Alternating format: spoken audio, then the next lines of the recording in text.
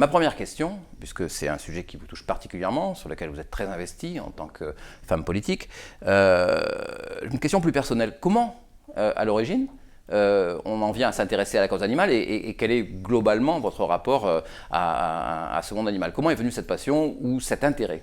Alors je dirais que comme toutes les petites filles, j'ai rêvé d'être vétérinaire, mais j'étais pas assez bonne en maths, donc c'est complètement raté. En revanche, je suis partie au Costa Rica durant 11 ans, où j'ai créé un musée de la tortue marine, et sur une plage un peu déserte, où les tortulutes pondaient. Et il se trouve qu'en dehors de ce musée, disons que j'ai transformé tous les voleurs d'œufs en guides touristiques. Ils gagnaient bien plus d'argent en étant guides touristiques, en faisant découvrir la tortulute aux touristes. Et donc on a protégé la tortue avec une écloserie, etc. Donc 11 ans de ma vie avec mon argent, c'était une expérience extraordinaire, ma meilleure vie. Donc ça veut dire un intérêt pour la cause animale, mais aussi un intérêt pour donner du sens à la cause animale, ou du moins pas s'arrêter uniquement à l'attrait et à l'intérêt pour les animaux, mais aussi à essayer au niveau sociétal de donner du sens à cette cause animale. Aujourd'hui, vous êtes une femme politique, vous êtes élue. Est-ce que vous avez le sentiment aujourd'hui que cette cause animale, cette prise de conscience, elle est dans le public, du bien-être par exemple animal, mais est-ce qu'il y a du travail à faire encore au niveau politique? Oui, énorme, énorme. Alors, c'est une cause sociétale. Il est clair que les gens aiment les animaux, je dirais presque naturellement. Vous savez que en France, on a tous un chien, un chat, un poisson rouge, un oiseau, enfin, bien. Donc, l'esprit des gens est ouvert au bien-être animal. En revanche, il y a une différence entre la société et les politiques. Les politiques qui, en général, si je parle des députés, défendent leur circonscription. Si par exemple nous avons une circonscription qui est très agricole, eh bien les députés vont défendre les agriculteurs, à juste titre d'ailleurs, puisque vous savez que les agriculteurs et en tout cas leurs difficultés nous intéressent vivement. Mais dans le milieu par exemple agricole, il y a des chasseurs. Et qui dit chasse ne dit pas forcément bien-être animal. Donc les députés vont défendre peut-être leur territoire et pas forcément la cause, alors qu'ils le ressentent profondément par ailleurs. Mais pour des raisons diverses et variées, ils ne vont pas forcément pousser là-dessus. Quant à un gouvernement, il a tellement de problématiques à gérer que la cause animale, malheureusement, n'est pas vue comme une priorité. Et c'est ce que je regrette vivement et c'est pour ça que je me bats pour qu'on défende les animaux. Alors, justement, ce n'est pas une cause. Il y a des contingences, effectivement, peut-être un peu partisanes sur le terrain qui empêchent d'avoir une vision globale. Mais vous l'avez tout de même, cette vision, puisque aussi, en termes législatifs, des choses avancent en termes de bien-être animal. Absolument. Alors, donc moi, je suis la présidente du bien-être animal à l'Assemblée nationale. Nous regroupons 65 députés qui sont de tous bords et qui s'intéressent à la cause animale. Alors, il y a des avancées. Il y a eu une première avancée lors du mandat précédent où j'étais dans ce groupe de conditions animales. Une avancée majeure, une loi en novembre 2021 qui a fait vraiment bouger les lignes. Avec l'interdiction des animaux sauvages dans les cirques, avec l'interdiction des dauphins, des orques dans les parcs d'attractions, avec une pénalisation forte des délits concernant la maltraitance animale. Donc ça, c'est un premier point. Mais il reste tant à faire. Je veux dire, je crois que j'en ai une liste qui va de la Terre à la Lune. Tant au niveau des animaux d'élevage que des animaux sauvages et bien évidemment les animaux domestiques, chiens, chats, etc. C'est ce vers quoi j'allais venir justement. Aujourd'hui, cette maltraitance, alors il y a une priorité, une prise de conscience, on va dire, pour que cela devienne une priorité, ce qui est peut-être un petit peu effectivement en cours aujourd'hui grâce aux avancées législatives précédentes. Mais aujourd'hui, il reste encore beaucoup de choses, vous le dites, de la Terre à la Lune, il y a beaucoup de travail à accomplir, mais les exemples sont nombreux. Si on peut donner quelques exemples aujourd'hui de ce qui est important à mener dans l'instant, ce qui est en train d'être mené. Oui, alors ce qui est en train d'être mené, alors on va catégoriser. Donc d'une part sur les animaux d'élevage, bien entendu en France il ne faut pas de surtransposition par rapport à l'Europe, mais on a quelques soucis, par exemple, sur les élevages porcins, où les truies sont en cage de contention et on les insémine, elles font plus de petits qu'il n'y a de pis sur leur corps, et donc les petits meurent. Donc il y a un souci à ce niveau-là. Bon, ça c'est, on va dire, l'élevage. Parallèlement, nous avons les animaux sauvages. Donc on a quelques points importants. D'une part, la chasse aux blaireaux, le déterrage des blaireaux. Alors, on n'est pas anti-chasse, mais les chasses maltraitantes sont assez insupportables pour nous. Donc, le déterrage des blaireaux avec des fumigènes, avec des pinces, enfin, bon, c'est à peu près atroce. Chasse à la glu, etc. Vous voyez, c'est beaucoup de maltraitance. Sur les animaux sauvages, toujours le trafic d'animaux sauvages, qui est le 3e trafic au monde, après la drogue et les armes. Ensuite, la viande de brousse, où vous allez malheureusement à Roissy et vous ouvrez les valises qui viennent d'Afrique, et vous ouvrez les valises, et là c'est mieux que le loto, c'est-à-dire qu'à chaque coup on gagne.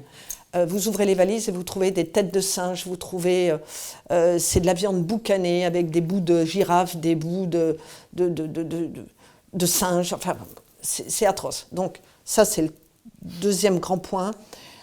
Autre point, l'expérimentation animale. Je visite les centres d'expérimentation animale du CNRS. Je pense qu'aujourd'hui, alors évidemment, on ne peut pas se passer encore de l'expérimentation, mais tout de même, certains travaux pratiques pourraient être évités. Et donc, pour ça, je travaille avec des scientifiques qui développent des organoïdes ou de l'in vitro afin d'éviter l'expérimentation animale. Et enfin, les animaux domestiques. Alors là, la liste est longue.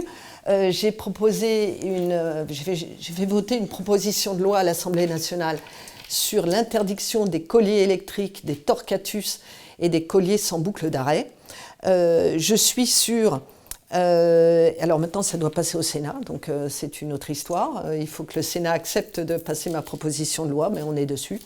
Parallèlement, d'autres points très importants.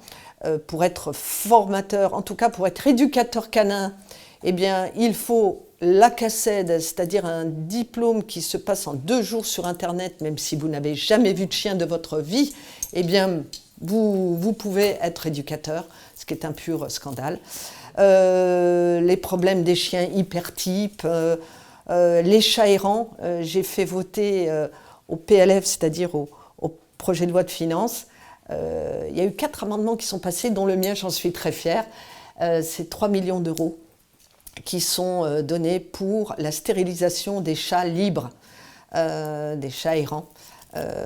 Donc là, on va voir comment ça va être dispatché, mais j'aimerais que ce soit dans notre région et de façon à aider les associations qui se chargent de ces chats, puisqu'il faut savoir quand même qu'un couple de chats, de façon exponentielle, donne en 4 ans 20 000 chats, ce qui est énorme dans la nature, et donc ça tue les oiseaux, etc. etc. Bon, c'est pas une solution.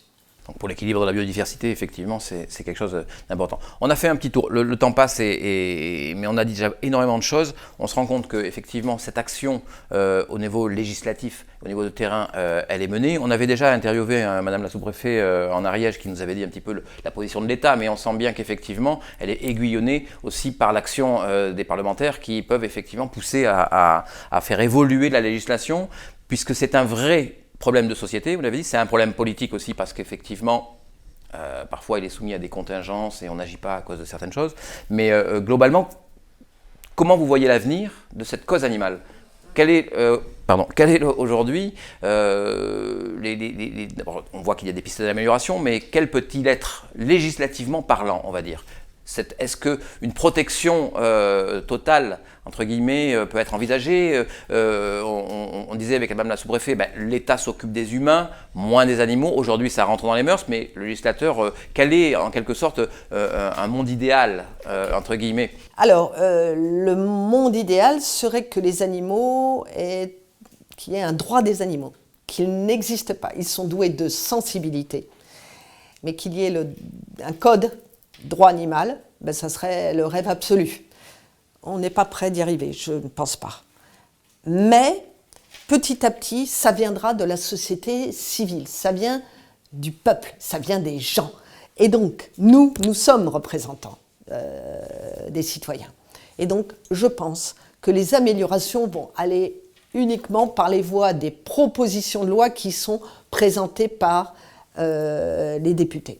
J'ai un collègue qui n'est pas de ma formation politique, mais qui fait partie des Républicains, qui est dans mon groupe d'études et qui va poser une proposition de loi sur l'arrêt de la vente dans les fameux salons du chiot, où là, vous avez un certain nombre d'achats compulsifs et des lois qui ne sont pas suivies, puisqu'on avait normalement un délai de rétractation de 7 jours. En tout cas, vous savez que lorsque vous voulez acheter un chien, normalement, on vous présente le chien et ensuite, 7 jours plus tard, vous allez le chercher après avoir réfléchi aux contraintes que cela vous engendre.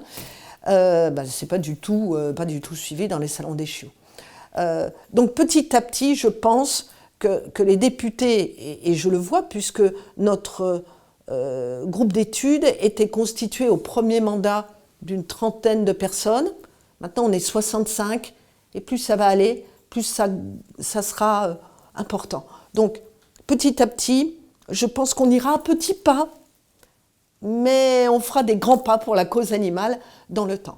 On a une petite question gimmick à chaque fois qu'on rencontre depuis les gens de l'État ou des gens de terrain. Une question gimmick qui est, et vous, votre animal préféré, s'il y en a un, votre animal totem, est-ce que vous en avez un? Alors, j'en ai deux. Mon chat, parce que c'est un petit chat que j'ai trouvé dans la rue, mais l'animal totem, pour moi, c'est la tortue. Ces 10 années passées au Costa Rica m'ont ravi. C'est un animal tellement fragile, puisque c'est très facile de tuer une tortue. Elle est sur terre, elle pond, vous arrivez, vous lui mettez un coup de machette, c'est fini. C'est pas un animal belliqueux, c'est un animal doux, qui malheureusement est aussi victime de la pollution, puisqu'elle se nourrit des méduses, et elle trouve des sacs plastiques dans la mer, et donc elle les avale, et elle meurt d'ingestion, donc de problèmes digestifs. Donc, bon, pour moi, c'est cet animal-là.